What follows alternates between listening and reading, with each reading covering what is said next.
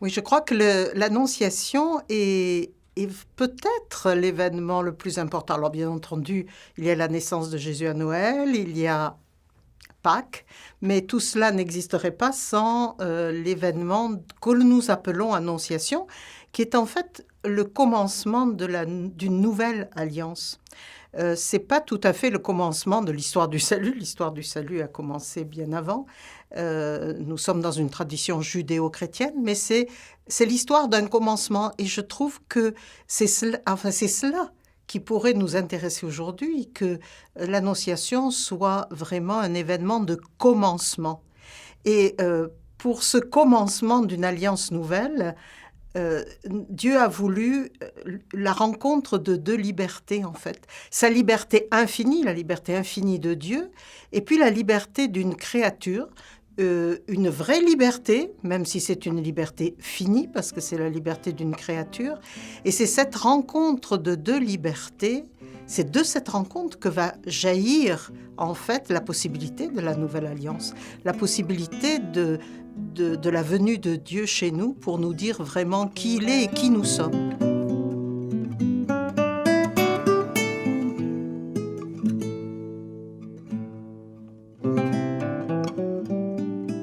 Toute manifestation de la présence de Dieu, on le voit très bien dans les évangiles, est toujours une manifestation trinitaire. Le Père, le Fils et l'Esprit qui les unit, qui est en fait l'Esprit d'amour et qui est comme la signature de Dieu. La présence de l'Esprit Saint, parce qu'il est l'Esprit d'amour qui unit le Père au Fils, signe en fait la réalité et la nature du Dieu de notre foi. Alors dans l'événement de l'Annonciation, dans cet événement du tout commencement de l'Alliance nouvelle, la Trinité est présente.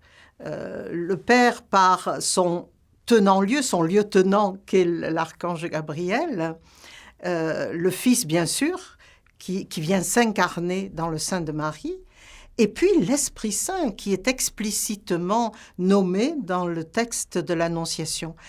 Donc, et il va jouer un rôle majeur puisque c'est lui qui couvre Marie de son ombre et qui en fait la féconde. L'esprit d'amour de Dieu. Donc on peut dire que Marie reçoit l'esprit. Or, la réception de l'esprit, c'est le propre d'une Pentecôte. C'est la première Pentecôte de Marie. Marie va vivre plusieurs Pentecôtes dans l'histoire, dans sa vie. On le voit dans les évangiles, donc avec l'Annonciation, on le verra dans les Actes des Apôtres avec l'événement de la réception de l'Esprit Saint, mais là, c'est la toute première Pentecôte. Et de ce fait, ce qui est très intéressant, c'est qu'elle nous apprend comment recevoir l'Esprit Saint. Elle l'apprendra certainement aux apôtres réunis dans le Cénacle après le départ de Jésus, elle leur apprendra à recevoir l'Esprit Saint, mais elle est légitimée à leur apprendre la réception de l'Esprit parce que dès le commencement, au tout début de l'Alliance nouvelle, elle a reçu cet esprit, elle a reçu un esprit qui l'a comblé, corps compris.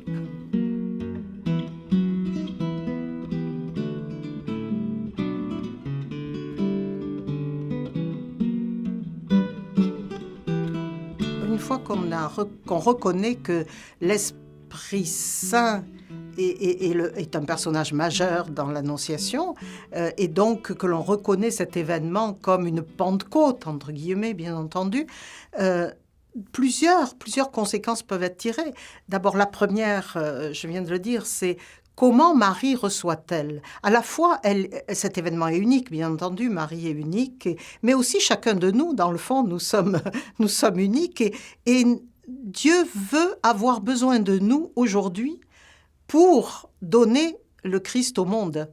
Donc c'est le même mouvement, si vous voulez, que Marie a à vivre, la première créature qui a à vivre cela dans l'histoire de la Nouvelle Alliance, c'est ce même mouvement, c'est-à-dire la réception de l'Esprit qui nous transforme et qui nous permet de donner le Christ au monde. Et je crois que là, nous avons comme un tempo musical, comme le tempo du souffle hein, qu'est l'esprit, et en même temps le tempo par lequel on le reçoit. Moi, je verrais 5 étapes. La première, c'est être ouvert à l'imprévisible de l'esprit. Si on est fermé sur soi, impossible de pouvoir recevoir l'Esprit Saint parce qu'il est toujours imprévisible. Donc laisser une place à la toujours nouveauté de l'Esprit, cette ouverture à l'imprévisible. La deuxième étape, c'est vraiment l'accueil. Consentir à être aimé par lui et l'accueillir pleinement, corps compris. Ça veut dire concrètement pour nous, dans notre vie au quotidien, accueillir l'Esprit Saint, se laisser transformer par lui, c'est la troisième étape. Accepter d'être transformé, pas toujours savoir à l'avance ce qui va en arriver, mais savoir que l'amour de Dieu qui nous transforme ne peut que nous transformer dans notre dignité et nous permettre de nous réaliser pleinement. Le quatrième point, c'est bien entendu la fécondité. Donc être transformé, mais ce n'est pas être transformé pour être transformé, c'est être transformé pour porter des fruits qui demeurent, comme dira Jean dans le chapitre 15, c'est être transformé pour porter les fruits de l'esprit. Donc des fruits qui demeurent, c'est la fécondité. Cette fécondité, dans le christianisme, c'est toujours donner Jésus au monde. Et il y a un cinquième élément que nous donne non seulement que prévoit l'Annonciation d'une certaine façon, mais qui va se retrouver dans la Visitation, c'est le merci, c'est rendre grâce, et c'est le Magnificat de Marie. Et c'est très intéressant de voir qu'il ne faut pas séparer Annonciation et Visitation, parce que la Visitation, c'est le premier fruit de la présence de Jésus dans le sein de Marie. Elle vient porter, en fait, l'enfant à Élisabeth, et Élisabeth ne s'y trompe pas. C'est bien cela qu'elle voit d'abord. Elle ne vient pas voir que Marie vient l'aider dans les derniers mois de sa grossesse. Ce qu'elle voit, c'est ce cadeau royal de la présence du Seigneur. Et comment le voit-elle? Là encore, le texte va dire « sous la motion de l'Esprit ». C'est sous la motion de l'Esprit qu'Élisabeth va reconnaître l'enfant, et à partir de là, Marie peut tout récapituler et retourner à Dieu, c'est rendre grâce. Rendre la grâce qui a été reçue, mais la rendre avec ses fruits.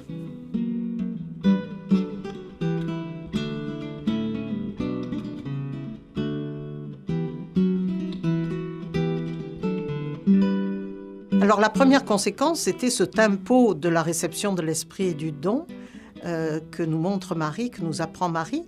Une deuxième conséquence dont on parle peut-être moins, mais qu'a mis en évidence un théologien comme Balthazar, c'est que Marie, à ce moment-là, on peut dire d'elle qu'elle est la première Église.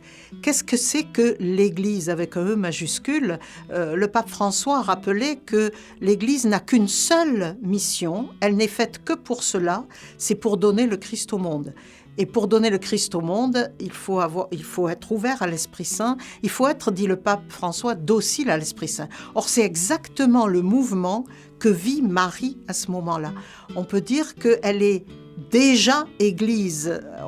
On attendra la fin du XXe siècle pour la déclarer mère de l'Église, mais elle est déjà une petite Église, c'est-à-dire première Église.